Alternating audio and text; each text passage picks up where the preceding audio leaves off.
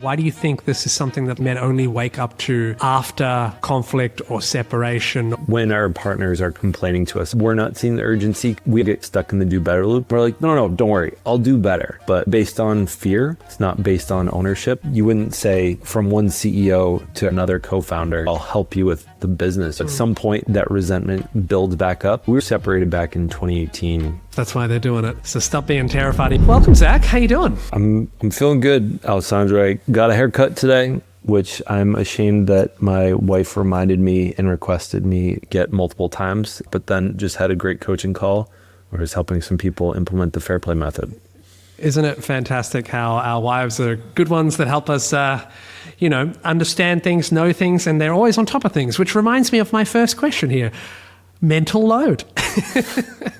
When did you first realize mental load was real in your relationship and in the world? What was it? I think it was funny. Recently, I was going into an old journal and I found the word mental load in a journal entry in 2020. So I know in general that it was part of vocabulary existed for me, but I don't think I understood the level of my partner's ownership of it until I read the book Fair Play by Eve Rodsky. And I think ever since then, I've made over 300 plus videos specifically about mental load, and that's why people are aware of my existence on Instagram these days. So why did that book make such like a impact on you? I think I'm embarrassed to say that it was another person saying it. I think Alyssa had this conversation with me many times. There was something, probably a mixture of the way that it was articulated, but also just hearing it from another person. I'll also say that, I'd been talking about fatherhood on TikTok for about a year, and I had asked my audience, like, what book should I read next? And multiple of them said Fair Play.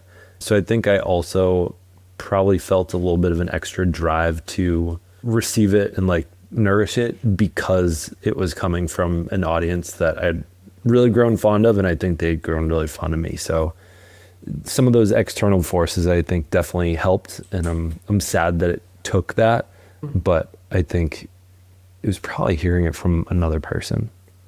Okay, so then let's get into the meat and potatoes. So for somebody that doesn't know, what's the difference between helping out and truly owning your part of the home or your family life? I think the difference between those two things is the context that you see the contribution that you have to your home. So the couple I was just on a call with, we were talking about the minimum standard of care of taking out trash.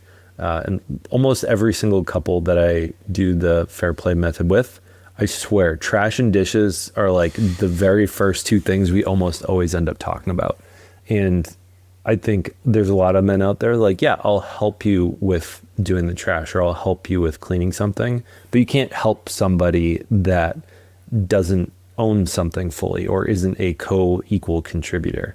So you wouldn't say from one CEO or a founder and another co-founder, you wouldn't say, oh, I'll help you with the business. You would phrase it differently. So I think that context of I'm a co-owner with you, that is what kind of evaporates some of that word help. For somebody who still doesn't understand it, like what are the core principles here that we're dealing with? Are we talking shared life? What are we talking about here? I think a huge part of why people come to me for coaching is because they hear and see me talk about domestic labor and a lot of invisible labor within the home, whether it be childcare, whether it's managing, doing the dishes, doing the trash, cleaning the floors, refilling the soap, refilling the toothbrushes and the toilet paper. A lot of those things I think are seen or sort of accidentally contextualized as like feminized tasks, things that women own. And so it's reevaluating what is under each of the people's ownership. I'm not sure if I answered your question there, actually. Essentially, no matter how many which ways we say it, it's probably a really good thing to rationalize, to say in many different ways, because it's about you can correct me if I'm wrong, but I believe it's about a mindset shift. It's about understanding this differently. And we don't do that without using words. And so we have to actually have words to get there, right? And why do you think, with that being said, why do you think this is something that like so many men only wake up to after conflict or separation or after, these huge moments. Why is that happening? Let's take a quick break. If you're listening to this podcast because things have been rough at home, the fights, the tone, the distance between you and your wife, well, then maybe you need to know something. The Better Husband Academy is officially open. It's a 70-day program where I teach you exactly how to stop the same arguments, drop defensiveness, repair resentment, and actually show up as a man that you and your wife respect again. These are real tools, the stuff that actually works with you and your wife in real time, in real life, not just years of talking in therapy in circles. The Academy doors are open for 1 month, and this is the only way to work with me for a long time. And once the doors close, they close, and I go all in with the men inside. So if you want to change things at home, join the Better Husband Academy now. I mean, I hate to say it, I think it's kind of the human condition is we don't take things, make things really important until they're urgent. I think it's maybe the Eisenhower matrix of like, some things are high urgency, but they're like low impact, low importance. Some things are high importance, but they're super low urgency, like having life insurance, like having a trust or your will set up, like pretty important because when that moment hits, when you need that, it's a pain in the butt to not have those things. But most people aren't thinking about death, so it's not really urgent. And so I think when our partners are complaining to us, oftentimes it feels like it has some urgency from our partner, but we're not seeing the urgency because it doesn't necessarily feel important because there's so many other cultural factors that tell us that this is not a man's job, it's not my job, and it's, my wife's just complaining. And I think we also get kind of stuck in the do better loop, which is we have a not fun conversation, there's a little bit of an argument, and then we're like, no, don't worry, I'll do better. And so we do better for a little bit of time. Maybe it's 3 days, maybe it's 3 months. But as we are doing better, it's only based on fear.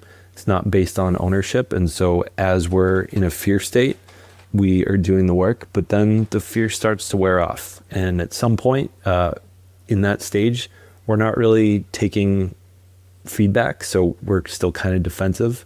And so at some point that resentment builds back up. And once you've gone through that do better loop, as painful as it can be sometimes, it takes a certain amount of those sometimes for a lot of women to be like, you know what, I'm actually done. I can't do this anymore. And that's, I think, when sometimes it starts to shift more towards ownership and less of like, I'm just feeling fear of our next fight and recognizing there needs to be an entire contextual change. I know for me, it was a difficult thing to understand. And, I've got my story about that, but I'd love to hear your story. Like how did this show up in your life? I think for us, it really hit hard. So we were separated back in 2018 in our 3rd year of marriage. We bought a 3-family house in Northeast America, and living in there, we just bought it. We knew we wanted to make a bunch of renovations to it. Alyssa definitely had some things that she wanted that were a little bit more specific than what I wanted. I would have been probably pretty happy with it just as it is and getting renters in there. She had a hard time. I think it wasn't all that nice of a place, and she didn't want to rent a crappy place to people and have it be a lower amount, but more so because like she feels shame in renting a shabby place. So we decided to do a ton of renovations. We got the stop work sign from our contract from the town saying like, hey, you need a permit for this stuff. And, about 6 months in, we had done a lot of work. We're in the middle of it. Ended up being only about a third of the ride of not getting any renters in. So it was starting to get a little bit pretty financially uncomfortable. But Alyssa was owning all of the ownership of the things. So she'd be like, hey, can you go get some quotes for an electrician to do this thing? And she'd have to keep following up with me. Hey, did you call the contractor? Did you follow up with them? What's the deal with that? She kept owning all these things, and I was just becoming an employee within all the things that needed to happen in our home. And so, it reached to a breaking point where she was like, I can't do this. Like, I'm struggling to even love you right now. And I think that we got separated for about 3 months. And, gratefully, I think for both of us is that we got back together and kind of realized how much we missed each other. And I think she still owned significantly more of it even after that. And I think it wasn't until we had a 2-year-old about 5 years later and I started reading Fair Play as I really started to understand how to deal with these things, how to talk about them, and what unlearning of our current culture I needed to do. I know that you talk about when we had a little pre-conversation a couple of weeks ago, you were talking about a concept which I would love you to share for my audience. Simply like the different levels of labor. So, I think a lot of men, they jump into something and they go, yeah, but I'm doing the dishes. I'm taking the kids out. I'm doing the renovation on the house every 6 months when I'm told to. What more does she want? Right? Yeah. I'd love to, what's going on here and what are these different levels of labor?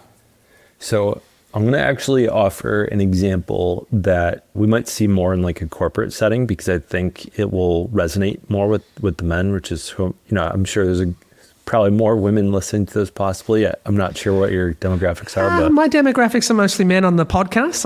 Which fantastic. Is great. All right. I love men. Thank you for joining. Go send this to another man, by the way. Yeah. I'm so used to, I have a 91% women audience because I think I speak their language more so. And so trying to bridge the gap. So I'm going to take a kind of a simple example of filling out a time card. So I was in sales for a couple of years. While I was doing that, even though I was salaried, I had to fill out a time card every week. So there's the physical aspect of it, which is literally clicking and typing. You could probably more call that like clerical labor. Some people, there's a physical slip you have to do, but it's the little clicking button. That's the physical labor associated with filling out a time card. Then there's the mental aspect of it is I got to do it every Friday, usually by 5 p.m. is pretty ideal. It doesn't really matter what time it is, but having a calendar reminder to physically do it, probably with the link so I don't have to click any extra links. Remembering, hey, did I take any time? Did I take any sick leave? Did I take any, bereavement leave or anything? And remembering what to specifically put into the time card. So there's the thinking aspect of it. And even the forethought to put a calendar event or an alarm in your phone to remember to do it. That's cognitive labor. And then there's the emotional labor aspect of it. So there were a handful of times when I was in sales and I would get a Slack message from my manager on Monday morning, be like, Zach, do you want to get paid? Like, you forgot your time card again. And so there's like, he clearly had some he created like a little bit of a joke to try to soften the blow because he's annoyed that he doesn't want to have to come after me for this. Probably the first time it was fine, but on a repeat basis, there's more emotion to it. And furthermore, I think most employees aren't thinking about the emotional piece of it underneath, which is that if I don't put in my time card, someone else on the back end doesn't get the information correct, and then I don't get paid. So it kind of sits in the background of our mind, but our manager, like they're on the hook for it. So they end up doing more of the emotional labor of having to communicate it with you, maybe managing their own anger or embarrassment or like sadness that they have to manage the cognitive labor for you because you're not the one doing it. Yeah, so if we then extend that to any situation with kids, I can imagine that gets a lot more complicated. So like let's say taking the kid to school. Let's say that's the physical labor. So father takes the kids to school. He thinks, well, I'm taking the kids to school. But behind that, then we've got the mental labor was next? Yep. And then you got the mental labor. It's like, well, okay, what time do we have to make sure we take the kids to school? Do they have their bags packed? Do they have food in their bags? Do they have their report card or is their homework ready? Do they have the clothes? Is the fact that it's winter out, do they have a jacket on them? Everything that goes into that. Yeah. And then I can imagine the emotional labor of it would be if you aren't doing any of that, the mother might feel guilty for not having done any of that. She might also feel annoyed at the husband for not thinking about it. Maybe she even feels shame for being so angry. I think there's a lot more there that goes that. That's a great analogy. I love that. Yeah, and even thinking more about like, I know our child, like she's more likely to eat things if I can, put some kind of specialness on it. Like she's eaten toast for lot of her breakfast in the past couple of years. Recently, she's been like, hell no, I don't want toast as a 4-year-old. And so one day right before Halloween, we called it monster toast. She's like, yeah, let's have that. And so now every day I got to dress up the toast a little bit for her to eat it. So, there's a little bit of emotional labor in thinking about how do I make this a tiny bit special that she's likely to eat it. If I am noticing that she's not eating her food when I do school lunches, making sure that I talk with her about it and say, hey, why didn't you eat your main course? Why didn't you eat your sandwich or your rice or your noodles today? And hearing, oh, well, the other kid at school had this thing. And I was like, oh, would you like to have those too? So having those, that's both a cognitive conversation, but I think there's an emotional piece of it when you're thinking about, I don't want my kid to be hungry. I also, if they're hangry when they come home, that's going to impact me. And I'm going to have to do more emotional labor managing my own emotions while I'm helping to deal with them at the same time. I love that. You actually unlocked a little level in my brain. I just realized a lot of men I know, they struggle with emotional labor. And so they sort of avoid it. For example, it's a lot harder to deal with the emotional labor when, let's say that example of the school example with the lunchbox, because then you're going to have a conversation, and that conversation might be difficult. It might be a fight.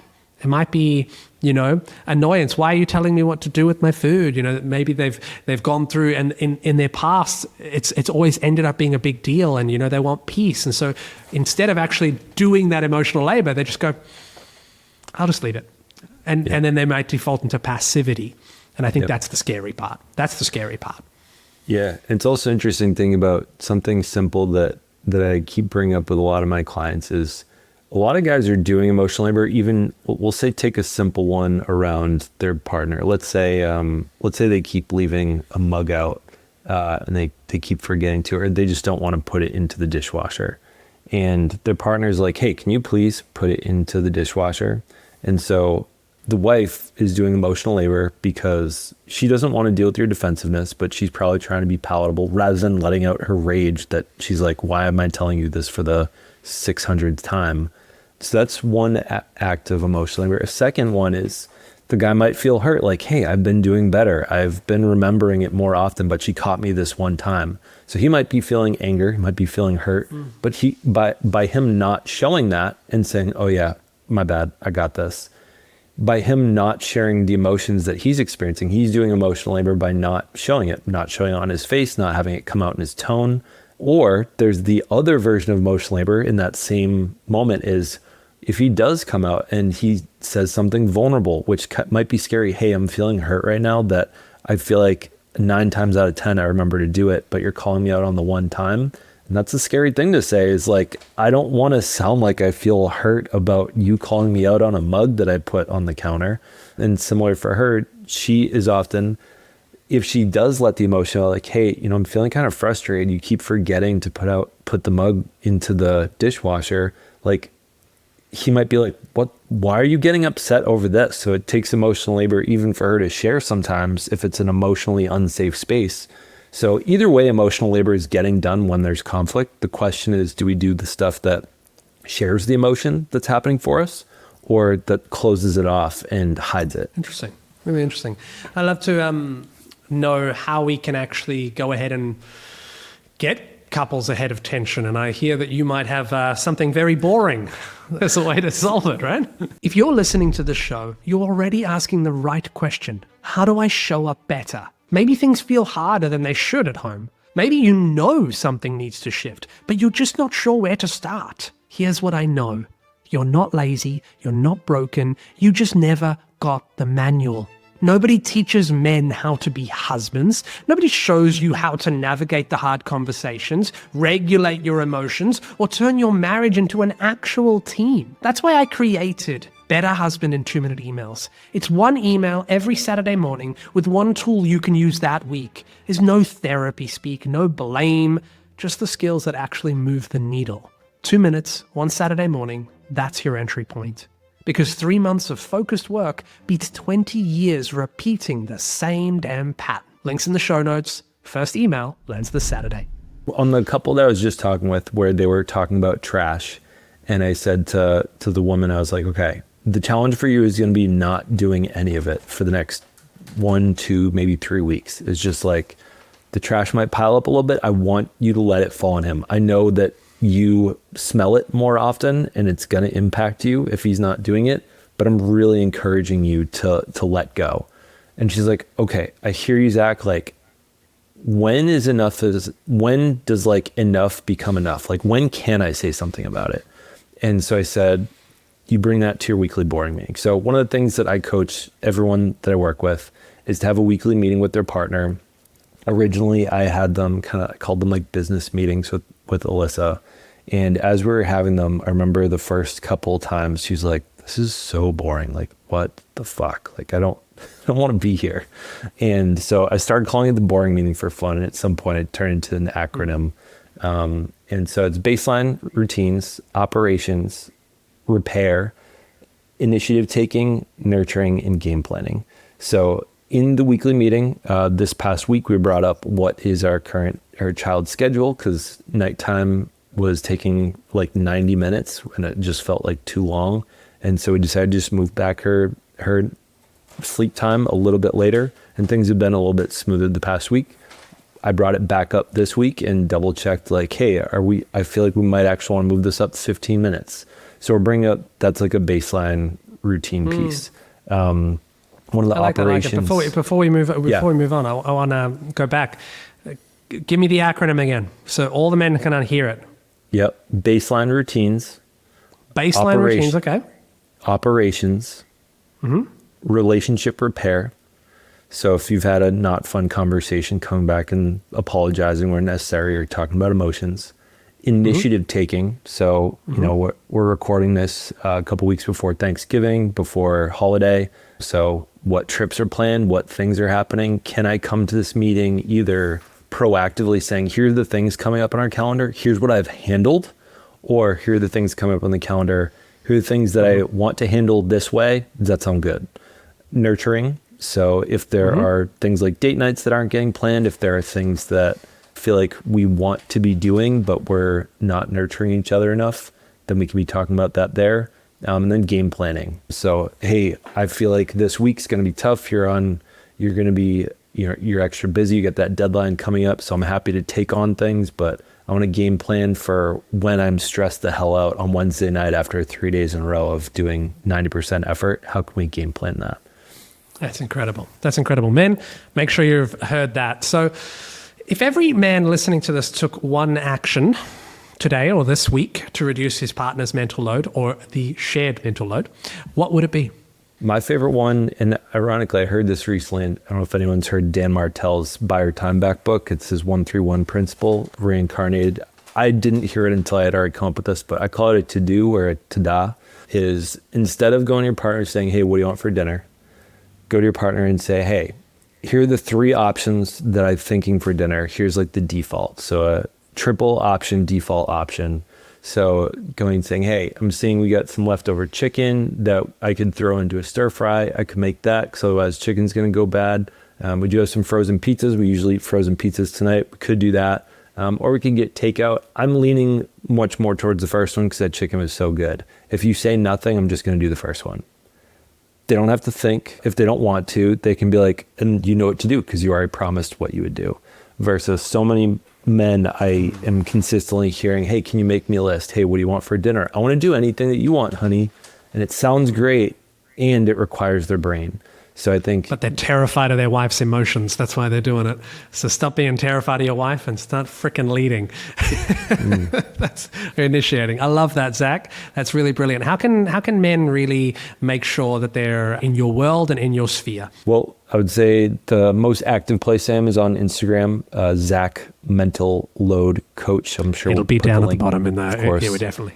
If people want like a deeper dive on what I just shared there, I'll leave a link for the Mental Load 101 guide. Is kind of that guide, along with a handful of other things you can implement tonight and be taking more of the invisible labor off your partner.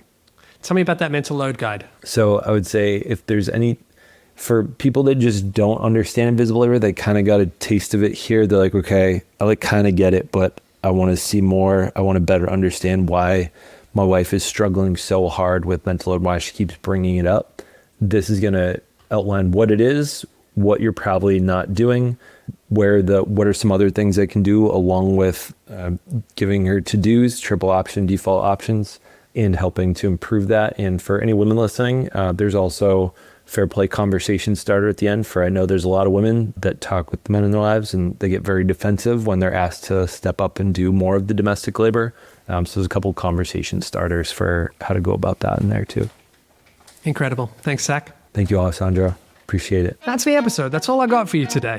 I just want you to remember you're not alone in this. Make sure you subscribe to stay connected, of course, and comment your win, because every time a man sees other men winning, they don't feel alone anymore, and I love that. Tools are in the show notes, starting with the Better Husband in 2-minute emails. Let's build this together. I'll see you next week.